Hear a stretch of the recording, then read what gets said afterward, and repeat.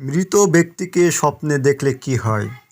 এটি আমাদের মনে অনেক কৌতূহল জাগায়। আমাদের অনেক জানার ইচ্ছে থাকে যে আসলে মৃত ব্যক্তিকে স্বপ্নে দেখলে কি হয়। আমরা অনেকেই আমাদের পিতা, আমাদের পিতামহ, আমাদের মাতামহ, আত্মীয়-স্বজন, বন্ধু-বান্ধব বিভিন্ন মৃত স্বজনদেরকে আমরা স্বপ্নে দেখে থাকি।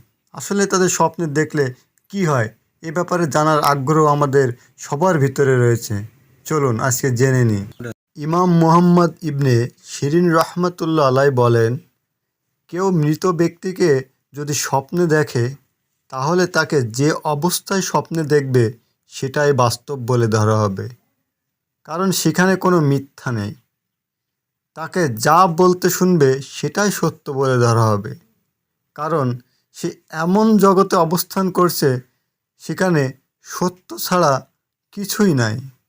যদি কেউ মৃত ব্যক্তিকে ভালো পোশাক পরা অবস্থায় বা সুস্বাস্থ্যের অধিকারী দেখে তাহলে বুঝতে হবে সে ভালো অবস্থায় আছে। আর যদি জীর্ণ শীর্ণ স্বাস্থ্য বা খারাপ অবস্থায় দেখে তাহলে বুঝতে হবে সে ভালো নেই। তার জন্য বেশি বেশি করে মাগফিরাত কামনা ও দুয়া প্রার্থনা করতে হবে।